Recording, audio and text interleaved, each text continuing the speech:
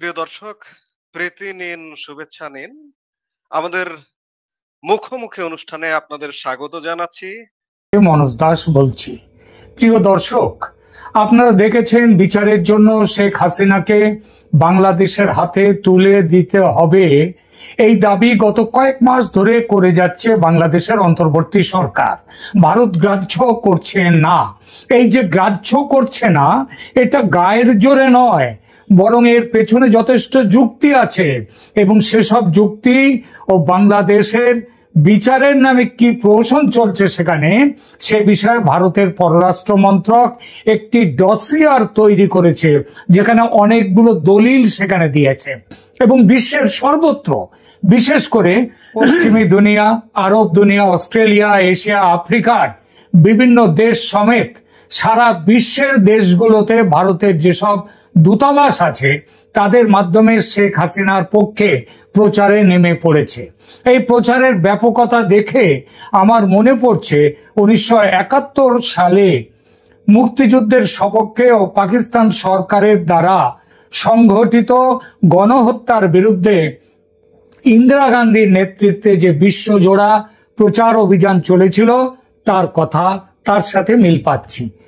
শেখ হাসিনার প্রত্যর্পণ চেয়ে ইউনূস সরকারের দাবির পেছনের আসল কারণ এবং এই সরকারের আমলে বিচার ব্যবস্থা কোথায় এসে দাঁড়িয়েছে তার বিস্তৃত বিবরণ আছে ভারতের তৈরি ডসিয়ারে। সম্প্রতি এই ডসিয়ারের একটি সংক্ষেপিত প্রতিলিপি আমার কাছে এসেছে। এই প্রতিবেদনে সেটি নিয়ে আলোচনা করব। আলোচনার দুটি অংশ। প্রথমে বলবো শেখ হাসিনার প্রত্যর্পণ নিয়ে ভারত সরকারের বক্তব্য।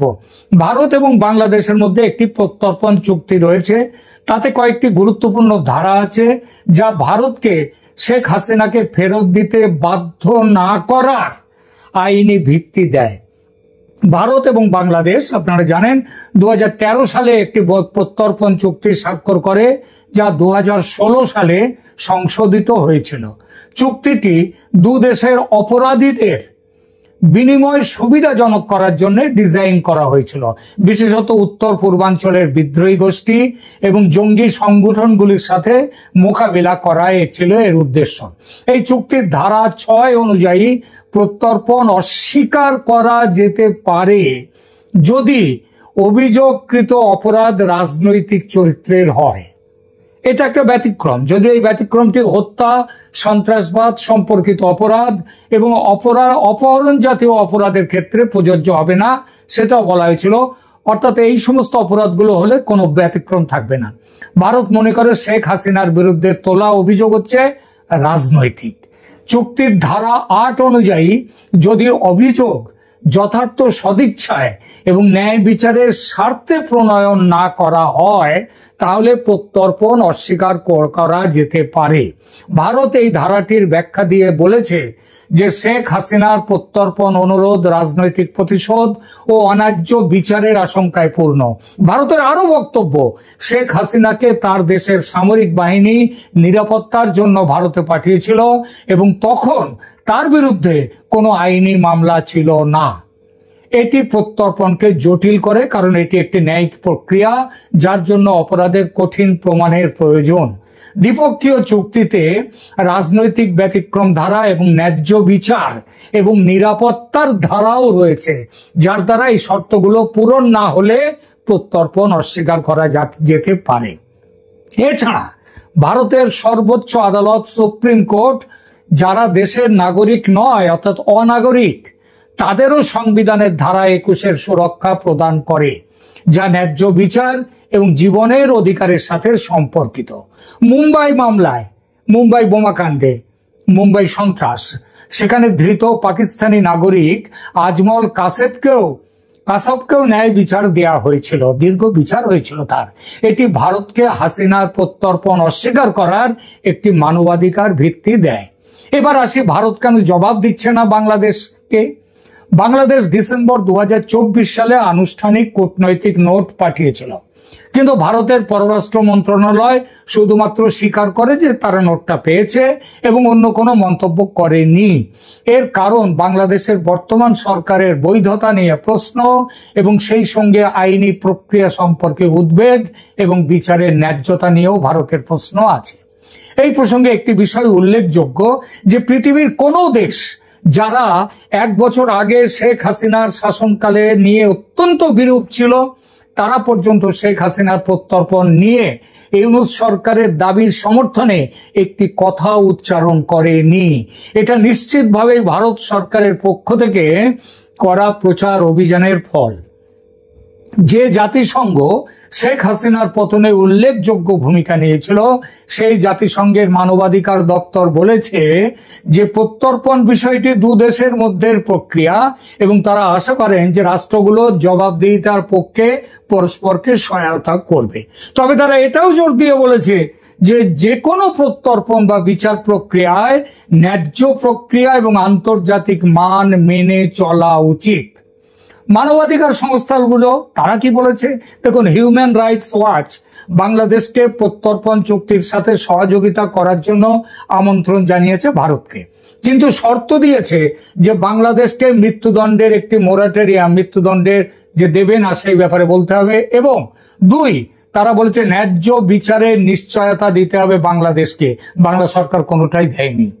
অ্যামনেস্টি ইন্টারন্যাশনাল বাংলাদেশে মানবাধিকার লঙ্ঘনের মাত্রা এবং গুরুত্ব নিয়ে উদ্বেগ প্রকাশ করেছে এবং তারাও বলেছে যে যথাযথ প্রক্রিয়া, বিচারিক প্রক্রিয়া এবং ন্যায্য বিচার বজায় রাখতে হবে। অর্থাৎ ইউনূস সরকারের আমলে বিচার ব্যবস্থার যে হাল হয়েছে সেটা আন্তর্জাতিকভাবেও সবার নজরে এসেছে এবং এর দরুন হাসিনার প্রত্যর্পণ সিদ্ধান্ত যে কঠোরভাবে আইন অনুগ নয় বরং একেবারে রাজনৈতিক, সেটা সবাই মেনে নিয়েছে। পৃথিবীর একটি দেশও এই বিষয়ে ইউনূস সরকারকে সমর্থন দেয়নি। এবার আসি পরের পর্বে। ভারতের তৈরি ডসিয়ারে বাংলাদেশের বিচার ব্যবস্থার বর্তমানে কি হাল সেটা স্পষ্ট করে বলা হয়েছে। 4টি প্রধান বিষয়ে ফোকাস করা হয়েছে। 1, বিচারপতিদের উপর আক্রমণ; 2, নিরপরাধদের বিরুদ্ধে গণমামলা; 3, মামলা করা কিভাবে একটি শিল্প বা ইন্ডাস্ট্রিতে পরিণত হয়েছে বাংলাদেশে সেটি; এবং 4, যেটা সবচেয়ে গুরুত্বপূর্ণ, আন্তর্জাতিক অপরাধ ট্রাইব্যুনালকে তার বেআইনি সম্প্রসারণ। প্রথমে বিচারের নামে প্রহসন। বাংলাদেশের সাংবিধানিক কাঠামোর ভিত্তিমূলে আঘাত করেছে এই প্রহসন। বিচার বিভাগ, যা একটি গণতান্ত্রিক রাষ্ট্রের স্তম্ভ, আস্থা হুমকির মুখোমুখি, শেষ হয়ে গেছে। বিচারের নামে যা চলছে তা প্রকৃত ন্যায় বিচার নয় বরং একটি সুপরিকল্পিত রাজনৈতিক প্রহসন। 2024 সালের আগস্টে অন্তর্বর্তী সরকার ক্ষমতায় আসার পর থেকে বাংলাদেশের বিচার ব্যবস্থা যে ধ্বংস পরিস্থিতির মুখোমুখি হয়েছে তা দেশের জাতীয় ইতিহাসে একটি কলঙ্কজনক অধ্যায় হিসেবে চিহ্নিত হবে, যেটা শেখ হাসিনার আমলেও ছিল না। এরপর আসি বিচারপতিদের ওপর সুসংগঠিত আক্রমণ ও বিচার বিভাগের স্বাধীনতা ধ্বংস করা। 2024 সালের আগস্ট থেকে 2025 সালের সেপ্টেম্বর পর্যন্ত বাংলাদেশের বিচার বিভাগে যা ঘটেছে তা কেবল বিচ্ছিন্ন ঘটনা নয় বরং একটি সুপরিকল্পিত অভিযান। প্যারিস ভিত্তিক মানবাধিকার সংস্থা জাস্টিস মেকার্স বাংলাদেশের বেশ কিছু প্রতিবেদনের উল্লেখ করা হয়েছে এই ডসিয়ারে। 2025 সালের সেপ্টেম্বরে প্রকাশিত একটি বিস্তারিত প্রতিবেদনে এই সংস্থাটি মানে JMBF এরা 268টা যাচাই করা ঘটনার তথ্য প্রকাশ করেছে, যেখানে 849 জন আইনজীবীকে তাদের ক্ষতি করা হয়েছে। 2024 সালের আগস্টের 10 তারিখে প্রধান বিচারপতি তৎকালীন ওবায়দুল হাসানকে পদত্যাগে বাধ্য করা হয়। ছাত্ররা সুপ্রিম কোর্ট ঘেরাও করে 1 ঘন্টার আলটিমেটাম দেয় এবং প্রধান বিচারপতি পদত্যাগ করতে বাধ্য হন। এটি ছিল বিচার বিভাগের স্বাধীনতার প্রতি প্রথম সরাসরি আঘাত। 2024 সালের অক্টোবরে ছাত্র সমন্বয়কারীরা হাসনাত আব্দুল্লাহ এবং সার্জিস আলমের নেতৃত্বে 12 জন হাইকোর্টের বিচারপতিকে পক্ষপাত দুষ্ট, দুর্নীতিগ্রস্ত এবং ফ্যাসিবাদী আওয়ামী লীগ সরকারের বন্ধু হিসেবে চিহ্নিত করে তাদের পদত্যাগের দাবি জানায়। এই বিচারপতিদের বেঞ্চে বসতে দেওয়া হয়নি, না দিয়ে তা কার্যত তাদের জোর করে সরিয়ে দেওয়া হয়। এই 12 জন বিচারপতির মধ্যে 4 জনের বিরুদ্ধে তদন্ত এখনো চলছে। বিচার কক্ষে সহিংসতা, এটাও এই আমলেই প্রথম দেখা গেল। 2024 সালের নভেম্বর মাসে সুপ্রিম কোর্টের বিচারপতি মোহাম্মদ আশরাফুল কামালের বিরুদ্ধে উন্মুক্ত বিচার কক্ষে হামলা চালানো হয়। একদল আইনজীবী তার কোর্টরুমে ঢুকে তার দিকে ডিম ছুঁড়ে মারে এবং তিনি শুনানি বন্ধ করে চলে যেতে বাধ্য হন। অভিযোগ ছিল যে তিনি 2000 সালের একটি রায়ে প্রাক্তন রাষ্ট্রপতি প্রয়াত রাষ্ট্রপতি জিয়াউর রহমান সম্পর্কে কিছু নেতিবাচক মন্তব্য করেছিলেন। এই তার অপরাধ। এইসব দেখে প্রধান বিচারপতি সৈয়দ রিফাত আহমেদ, যিনি এই সরকারের দ্বারা নিযুক্ত এবং সরকারের কাছের মানুষ, তিনি পর্যন্ত একটি বিরল বিবৃতিতে বলতে বাধ্য হয়েছেন যে তিনি সুপ্রিম কোর্ট এবং দেশব্যাপী বিচার বিভাগীয় এলাকায় সাম্প্রতিক যে ঘটনা ঘটছে তাতে গভীরভাবে উদ্বিগ্ন।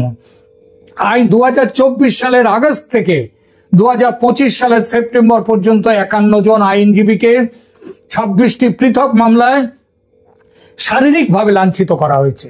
কাউকে বিচার কক্ষের ভেতরে মারধর পর্যন্ত করা হয়েছে, আবার কাউকে রাস্তায় বা বাড়িতে আক্রমণ করা হয়েছে। 2025 সালের এপ্রিলে ঢাকায় 61 জন আইনজীবীকে একটি ম্যাজিস্ট্রেট আদালত একযোগে একসাথে কারাগারে পাঠায়। তাদের বিরুদ্ধে 2024 সালের 4 আগস্টের ঘটনা নিয়ে হামলা, ভাঙচুর এবং হত্যা চেষ্টার অভিযোগ আনা হয়েছিল। মোট 144 জন আইনজীবীর নাম এই মামলায় ছিল। একই সময় আইনজীবী তুরিন আফরোজকে গ্রেপ্তার করা হয় 8 মাস আগের একটি অভিযোগে। জেএমবিএফ এর মানে প্যারিসের এই সংগঠন, তারপর মানবাধিকার সংগঠন, তার প্রতিবেদন অনুযায়ী 291 জন বিশিষ্ট আইনজীবীর বিরুদ্ধে রাজনৈতিকভাবে অনুপ্রাণিত এবং মিথ্যা মামলা দায়ের করা হয়েছে, যাদের মধ্যে রয়েছেন ব্যারিস্টার শফিক আহমেদ, সাবেক attorney general M Amin Uddin, barrister Tania আমির এবং অ্যাডভোকেট সৈয়দ হায়দার আলী সহ অনেক সম্মানিত আইনজীবী। বার কাউন্সিল নির্বাচনে হস্তক্ষেপ। অন্তর্বর্তী সরকার বার কাউন্সিল এবং বার অ্যাসোসিয়েশন নির্বাচনকে রাজনৈতিক নিয়ন্ত্রণের হাতিয়ার বানিয়েছে। জেএমবিএফ এর তথ্য বলছে বিএনপি জামায়াত সমর্থিত আইনজীবীরা কমপক্ষে 16টি বার কমিটিতে জোরপূর্বক পদ আঁকড়ে নিয়েছে, যার মধ্যে সুপ্রিম কোর্ট বার অ্যাসোসিয়েশনও রয়েছে। প্রো আওয়ামী লীগ প্রার্থীদের 44টি নির্বাচনে প্রতিদ্বন্দ্বিতা করতে বাধা দেওয়া হয়, হুমকি, বাতিল করা হয়েছে মনোনয়নপত্র এবং মন গড়া অভিযোগের মাধ্যমে। নিরপরাধদের বিরুদ্ধে গণমামলা, এটা এখন বাংলাদেশে একটা ইন্ডাস্ট্রি হয়ে দাঁড়িয়েছে। 5 লাখেরও বেশি মানুষ অভিযুক্ত হয়ে রয়েছে। বিচার ব্যবস্থা রাজনৈতিক হাতিয়ার, টাকা কামানোর অস্ত্র। টাকা দাও তাহলে নাম কেটে দেবো, আর টাকা না দিলে নাম থাকবে, ভুগতে থাকো।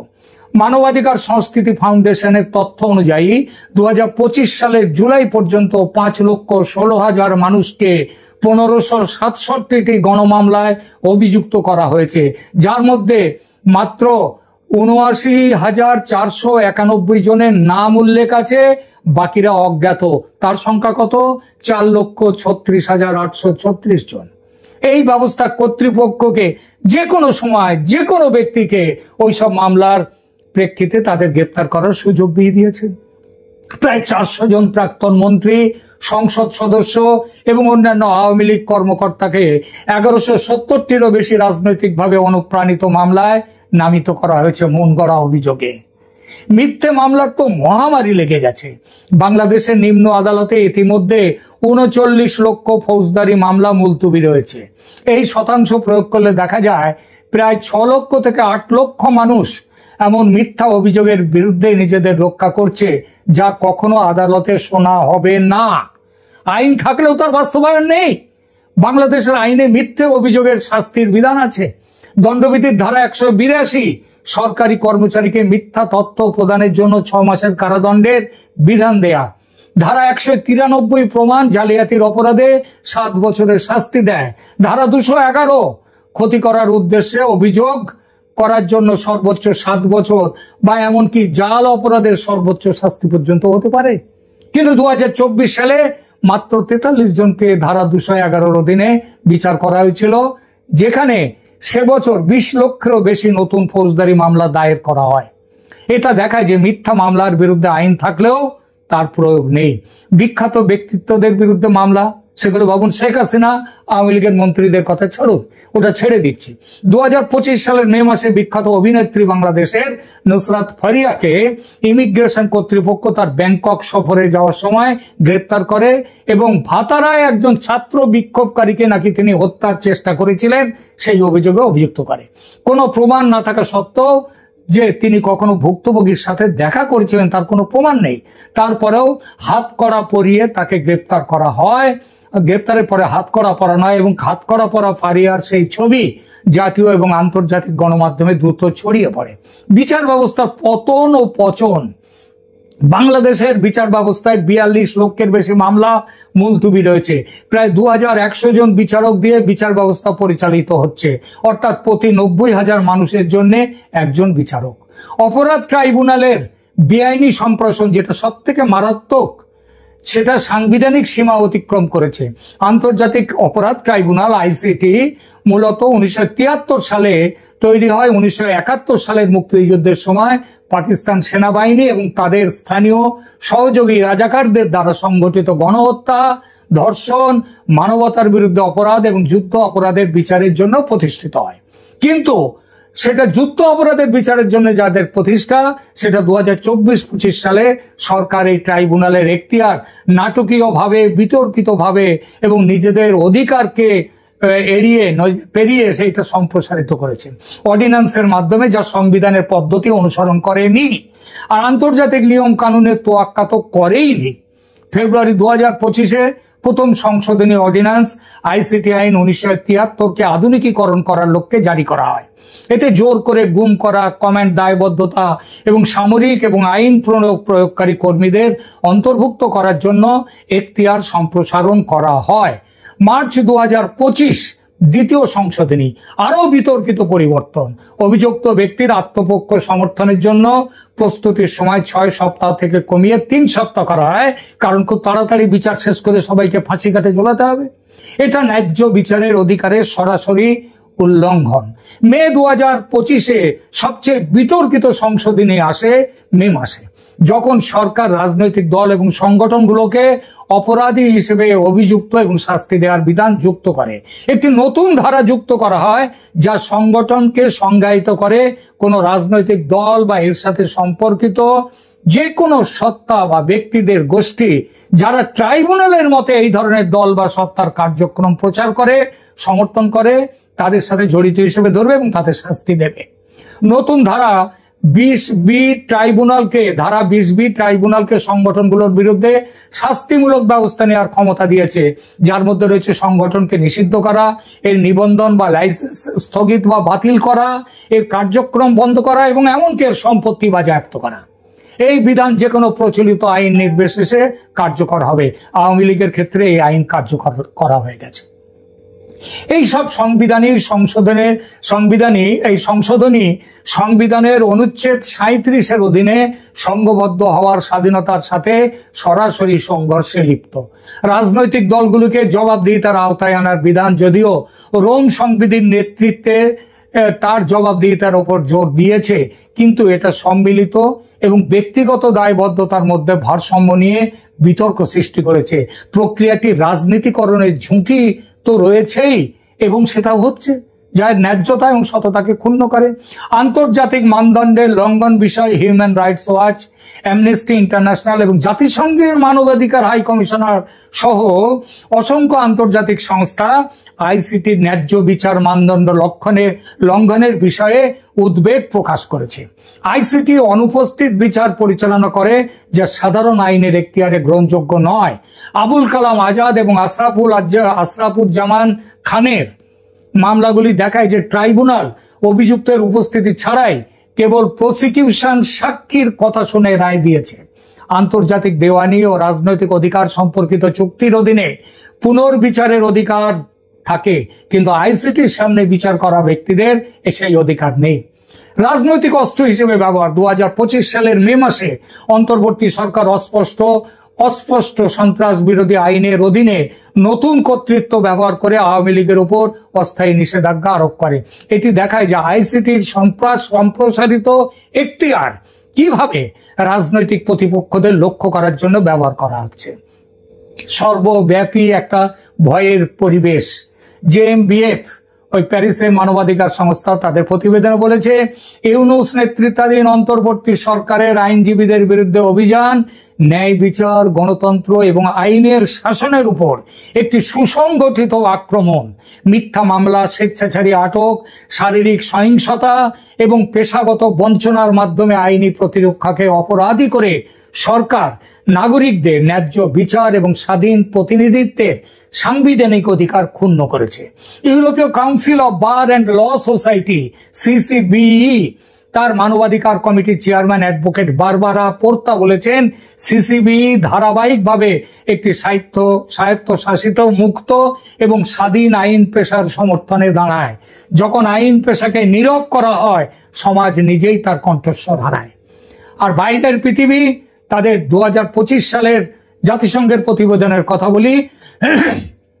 2025 সালের সেপ্টেম্বরের একটি প্রতিবেদনে বলা হয়েছে, বাংলাদেশ তার গণতান্ত্রিক প্রতিষ্ঠানে জনগণের আস্থা হারিয়ে অর্থনৈতিক ধ্বংস, রাজনৈতিক পক্ষাঘাত এবং সামাজিক অস্থিরতার অবস্থায় রয়েছে। আলোচনা শেষ করি। ভারত এই ডসিয়ারে বলেছে, শেখ হাসিনা পরবর্তী বাংলাদেশে যা চলছে তা নিছক রাজনৈতিক অস্থিরতা নয়, এটা বাংলাদেশের সাংবিধানিক কাঠামো এবং আইনের শাসনের পদ্ধতিগত ধ্বংস করা। যখন বিচারপতিরা তাদের বিচার কক্ষে নিরাপদ নন, যখন আইনজীবীদের তাদের ক্লায়েন্টদের প্রতিনিধিত্ব করার জন্য আক্রান্ত হতে হয়, যখন 5 লাখ মানুষকে মিথ্যা মামলায় অভিযুক্ত করা হয় এবং যখন একটি ট্রাইব্যুনালের এখতিয়ার সাংবিধানিক সীমা লঙ্ঘন করে সম্প্রসারিত করা হয় শেখ হাসিনা এবং আওয়ামী লীগ সরকারকে বিচার করার জন্য, এবং শুধু তাদের নয়, সেনাবাহিনীকে পর্যন্ত বিচার করার জন্য, তখন সেই বিচার ব্যবস্থার সমর্থনে বলার কিছু থাকে না। যখন যাবজ্জীবন দণ্ডপ্রাপ্ত নাশকতাবাদী, সন্ত্রাসবাদীদের বিচার প্রক্রিয়ার তোয়াক্কা না করে মুক্ত করে দেয়া হয় জেল থেকে, তখন বোঝা যায় দেশ কোন পথে চলেছে। কিন্তু শুধু এখানেই শেষ হয়নি ভারতের ডসিয়ার। আন্তর্জাতিক সম্প্রদায়ের কাছে আহ্বান জানানো হয়েছে, একটি উন্নতিশীল দেশ এভাবে যাতে ধ্বংস না হয় তার জন্য তাদের সমর্থন আরো বলিষ্ঠ করতে। কিভাবে ধ্বংসের হাত থেকে বাঁচবে বাংলাদেশ? ভারত বলেছে তারও কথা। 1, আইনের শাসন প্রতিষ্ঠা, 2, রাজনৈতিক প্রতিহিংসার সমাপ্তি, 3, মৌলবাদী রাজনীতির বিরুদ্ধে ব্যবস্থা গ্রহণ, 4, অবৈধ দখলদার সরকার হটিয়ে মুক্ত, স্বচ্ছ সব দলের অংশগ্রহণের মাধ্যমে নির্বাচিত সরকারের হাতে ক্ষমতা যাওয়া। সেই নির্বাচনে মানুষের ভোটে যে দল জয়ী হয়ে সরকার গড়বে, ভারত তাকেই সমর্থন দেবে। আজ যে আমেরিকা ও পশ্চিমী বিশ্ব সমেত বহু দেশ ফ্রি, ফেয়ার অ্যান্ড ইনক্লুসিভ ইলেকশনের পক্ষে মুখ খুলেছে, আওয়ামী লীগকে নিয়ে নির্বাচনের দাবি তুলেছে, তার পেছনে ভারতের এই প্রচার অভিযানের ভূমিকা কম নয়। মনে রাখতে হবে, যুদ্ধ তখনই কাম্য যখন বাকি সব পথ বন্ধ হয়ে যায়। যুদ্ধ হলো শেষ রাস্তা। এখানেই 71 আর এই 24-25-এর বড় তফাৎ। আপাতত এটুকুই। ধন্যবাদ।